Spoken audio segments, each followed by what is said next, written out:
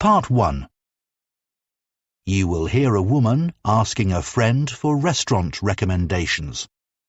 First, you have some time to look at questions 1 to 4.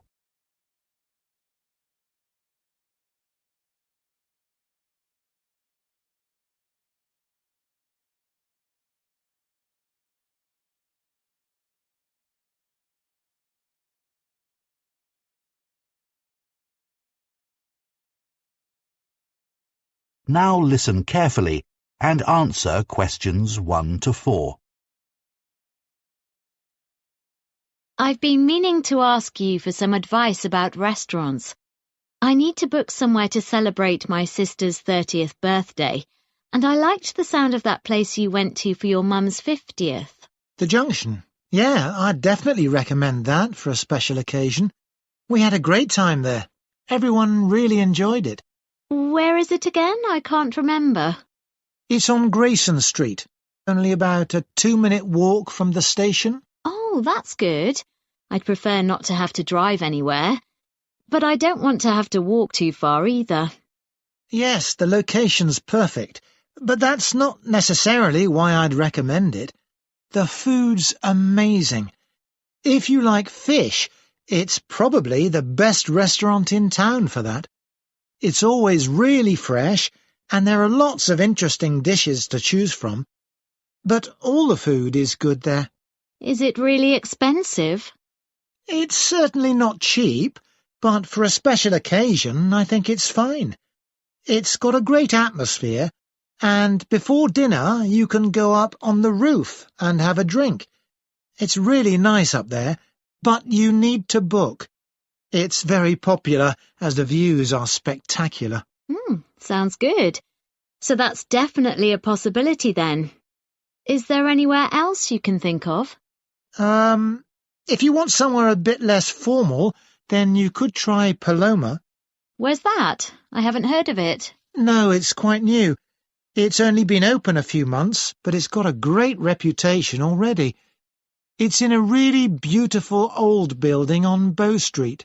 Oh, I think I know where you mean. Right beside the cinema. Yes, that's it. I've only been there a couple of times, but I was really impressed. The chef used to work at Don Felipe's, apparently. I was really sorry when that closed down. So is all the food they serve Spanish, then? Yeah, you can get lots of small dishes to share, which always works really well if you're in a group. Worth thinking about. Yeah, there's a lively atmosphere, and the waiters are really friendly. The only thing is that you need to pay a £50 deposit to book a table. A lot of restaurants are doing that these days. I should have a look at the menu to check there's a good choice of vegetarian dishes. A couple of my friends have stopped eating meat. Not sure. I'd say the selection of those would be quite limited. Before you hear the rest of the conversation, you have some time to look at questions 5 to 10.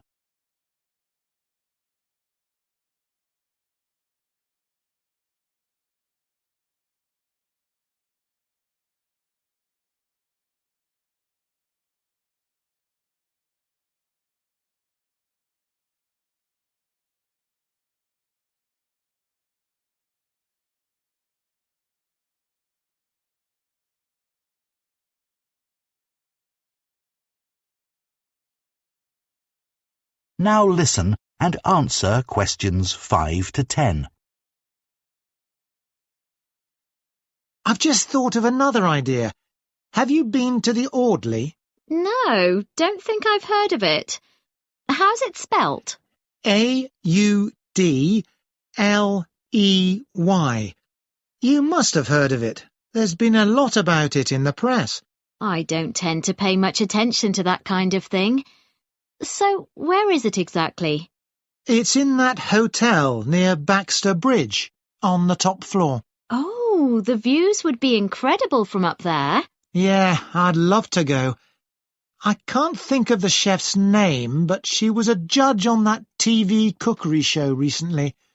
And she's written a couple of cookery books. Oh, Angela Frayne. That's the one. Anyway, it's had excellent reviews from all the newspapers. That would be a memorable place for a celebration. Definitely. Obviously, it's worth going there just for the view, but the food is supposed to be really special. She only likes cooking with local products, doesn't she? Yes. Everything at the restaurant has to be sourced within a short distance, and absolutely nothing flown in from abroad. I imagine it's really expensive, though. Well, you could go for the set lunch. That's quite reasonable for a top-class restaurant. £30 a head. In the evening, I think it'd be more like £50. At least that, I should think. But I'm sure everyone would enjoy it. It's not the kind of place you leave feeling hungry, though, is it? With tiny portions? No, the reviews I've read didn't mention that. I imagine they'd be average. Well, that's all great. Thanks so much. That is the end of Part 1. You now have 1 minute to check your answers to Part 1.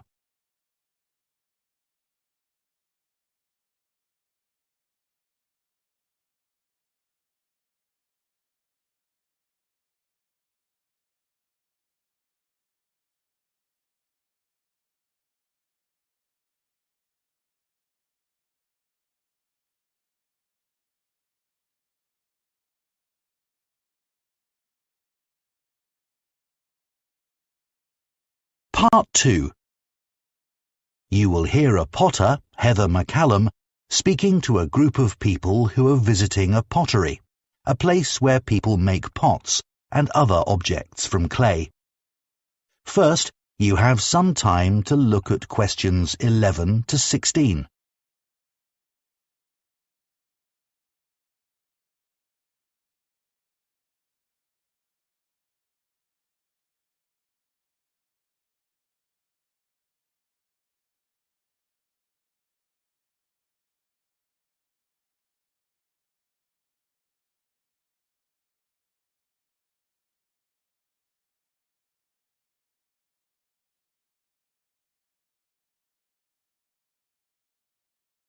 Now listen carefully and answer questions 11 to 16. Hello and welcome. My name's Heather McCallum and I'm one of the potters who work here at Edelman Pottery. Before we go into the workshop, I just want to say a bit about the craft of pottery. Then we'll have a look at the equipment and you can try making a pot of your own. Like many people, I'm sure you know that pottery as an art form is tens of thousands of years old, and we know this because it stands the test of time. Things like baskets and pictures don't survive in the earth in the same way that pots do, and even if ancient pots are found in small pieces, they still provide a lot of information about the past. There's no doubt that pottery has given archaeologists a fascinating insight into how ancient humans lived.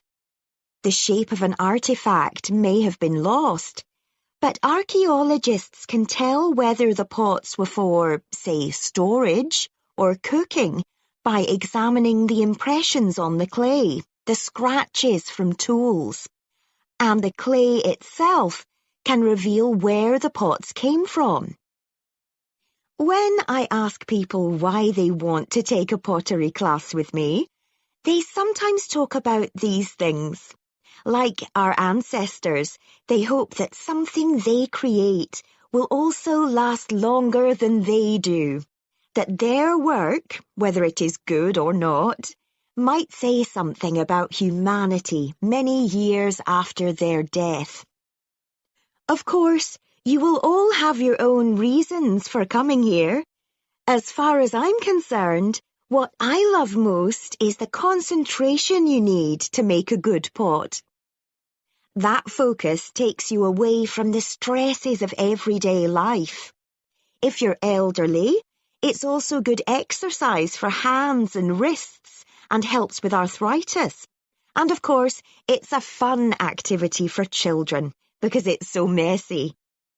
Here at Edelman Pottery, we show you some of the basic pottery techniques so that you can use these to create whatever you wish.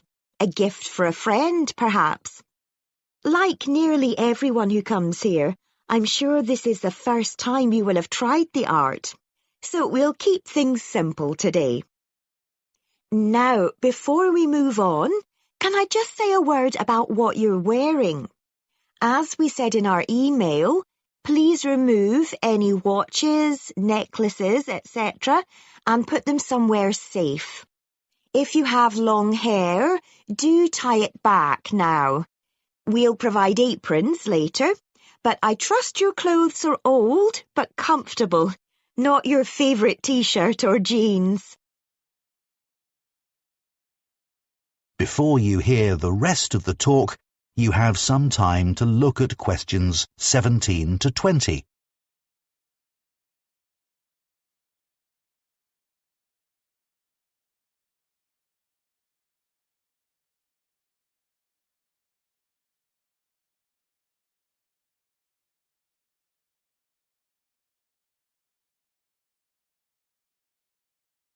Now listen and answer questions 17 to 20. So now we're in the workshop. Have a look around. There's a lot going on. To make pottery that will last, you need a potter's wheel, a kiln, which is basically a very hot oven where you fire the pottery, and some tools. So first, the kiln. If you look over in the far corner, you'll see one of ours. Since their invention, kilns have changed very little, though in the past 20 years, a lot of progress has been made in temperature control. Basically, a kiln removes the water from clay at temperatures of around 1,000 degrees Celsius. This allows anything you've made to set permanently in shape. It's a pretty ugly, heavy object that's hard to keep in a house or flat, so most people don't have one. You may think, can't I use my oven? Well, that's possible, but domestic ovens don't really get hot enough, and eventually the clay will crack and fall apart. Some people fire pottery in a fire pit outside, but bear in mind that can be dangerous. You also need to know about safety procedures for kilns as they release toxic compounds into the air. Every potter needs a potter's wheel. This machine is used to shape the clay into an object with circular walls or sides, such as a bowl. Its invention revolutionized the pottery industry, allowing multiple items to be produced in a day. Lastly, there are a number of different tools that potters use, depending on what they want to make.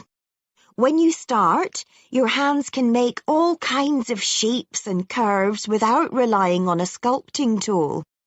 However, there are some basic tools that you will need to handle the clay on the wheel. Some look very strange and have even odder names that you may find hard to remember. Rather than go through them all now, I'll just name a few tools as we go along. We can provide these, and I wouldn't recommend spending money on them yet. So, let's try making a pot of your own. If you sit down... That is the end of part 2. You now have 30 seconds to check your answers to part 2.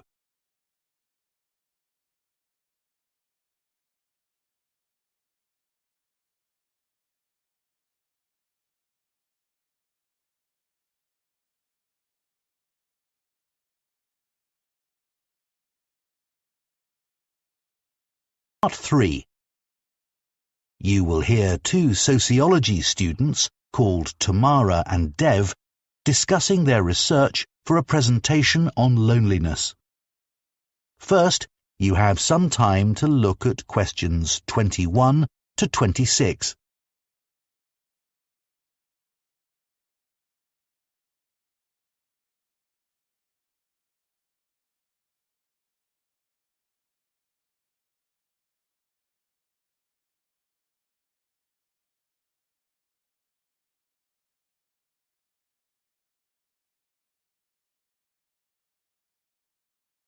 Now listen carefully and answer questions 21 to 26. Shall we go through the notes we've made from our research into loneliness now, Dev? OK, Samara. It's been a real eye-opener. I had no idea that loneliness has been increasing steadily for the last 20 years. I know. And it's the same all over the world. The downside of a modern lifestyle, I guess. Did you come to any conclusions about what the reasons for the increase are? Well, I'd assumed it was mainly an issue for the elderly, but in fact it's something which affects young people just as much. So nothing really to do with longer lifespans. What about social media? In my case, far from making me feel isolated, it actually does the opposite. It definitely does more good than harm. I'd say loneliness has a lot to do with the way cities are designed. People living in high-rise flats with not much opportunity to speak to their neighbours. I think you're right.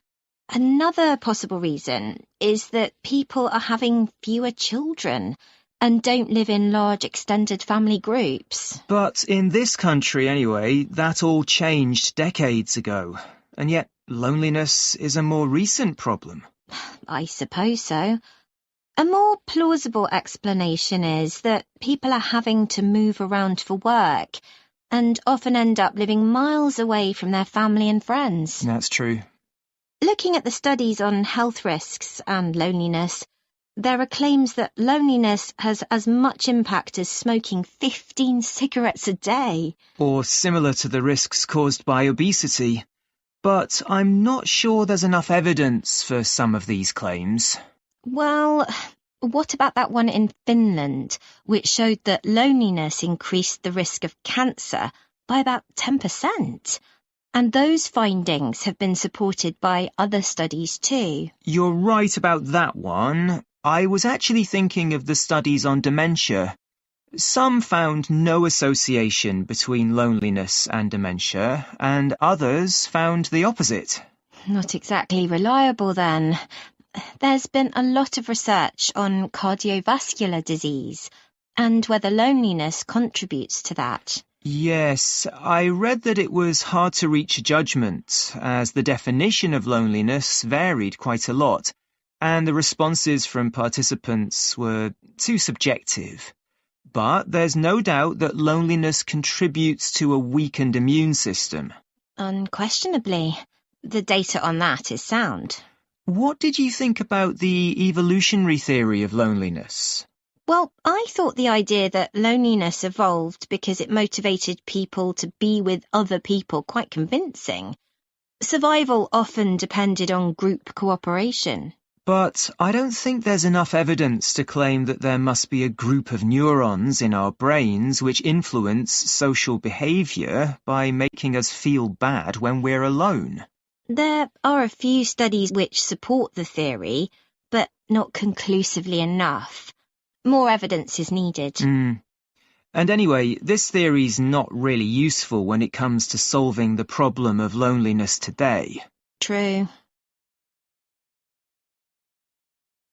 Before you hear the rest of the discussion, you have some time to look at questions 27 to 30.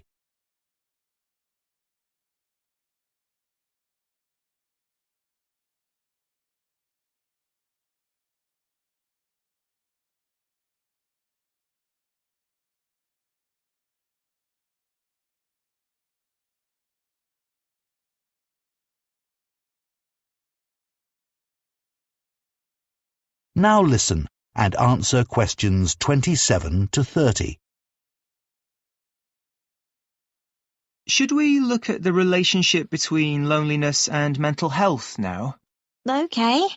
So, loneliness and depression are clearly related, and that's been recognised by various governments around the world. But unlike depression, loneliness has no recognised clinical form. There's no available diagnosis or effective treatment, and that's not likely to change. I don't think so either. I was thinking we should start our presentation with an example from our own experience. I'd like to talk about how lonely I was when I started university, being away from home for the first time and all that. Good idea. Everyone will be able to relate to that, although a lot of students were probably too embarrassed to admit to it. Yeah. We could discuss ways of dealing with loneliness as well, like just talking to strangers. Loads of studies have shown that interactions with shop assistants and bar staff make people feel more optimistic and relaxed. I don't know about that, but it must make people feel more connected with their community. True, although you need to be a certain kind of person to be able to just strike up a conversation. Good point. We should say something about solitude and how being alone and being lonely aren't the same thing.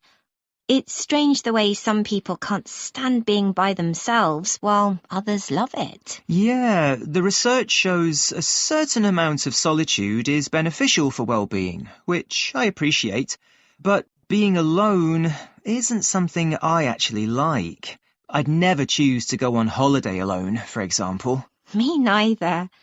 Well, let's not... That is the end of part 3. You now have 30 seconds to check your answers to part 3.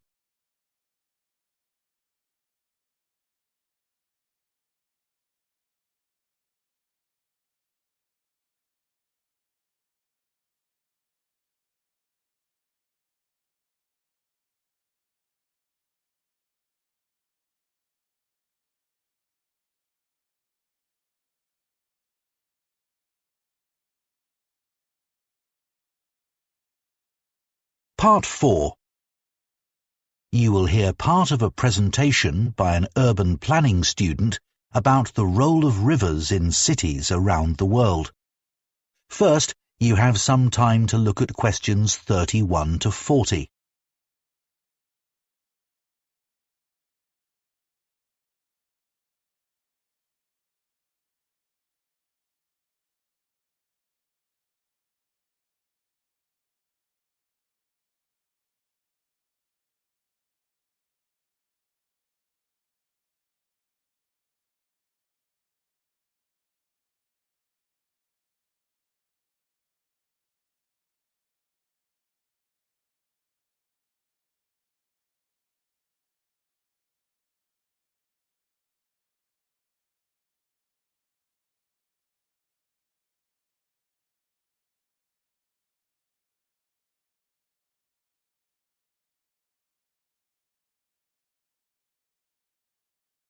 Now listen carefully and answer questions 31 to 40. It's quite hard to think of a city that doesn't have a big river running through it. If you think about the major cities in the world, Shanghai, New York, Mumbai, London, they're nearly all built on rivers. When these cities were established hundreds or even thousands of years ago, the rivers were a big part of people's lives. In 16th century London, the quickest way to get from one part of the city to another was by river. But people also used the river for fishing, as the water then was relatively clean, and they would also go on boat trips up and down the river just for pleasure, as a relaxing escape from the noise and bustle of the city streets. But as industries developed and populations increased, city rivers suffered. The rising number of people meant there was a huge increase in the amount of sewage discharged into the rivers. Rivers had always been used for this purpose, but when the number of inhabitants was so small, that wasn't such a problem. However, as cities grew to over 1 million inhabitants, the impact on the rivers became more serious. In addition, other types of pollution increased as factories were built beside the river, and discharge their waste materials into the water. This got worse over time. As recently as 1957, scientists at London's Natural History Museum declared that the River Thames was dead in biological terms, as the water was too filthy to support any kind of life. But in recent years, as rivers lost their industrial function, cities have begun to recognise their true value and to take steps to clean them up. For example, the River Thames is now cleaner than it's been for 150 years. These days, you can see seals swimming in the water, and recently people had to try to rescue a whale which had got lost and swum up the river from the sea by mistake. Unfortunately, they didn't succeed, but the problem was disorientation rather than the quality of the water. Then, all around the world, riverside areas are now seen as prime sites for development. Warehouses that were once used for storing goods are now being converted into expensive restaurants and also into apartments with river views, which are in great demand and sell for astronomical prices. In Los Angeles, on the west coast of the USA, an architect has plans to revitalize the banks of the river and to make a park there, which can provide facilities for sports as well as a natural environment for relaxing in. It's also hoped that the riverside can be used for other purposes. It's been proposed that facilities could be provided for displaying projects related to various kinds of art that have been produced by local people, for example. In the city of Paris, during the summer months of July and August, all the traffic is banned from the roads by the sides of the river, and the banks are transformed into beaches, where people can relax in deck chairs under potted palm trees, sunbathe, or buy a drink or a snack while enjoying the view.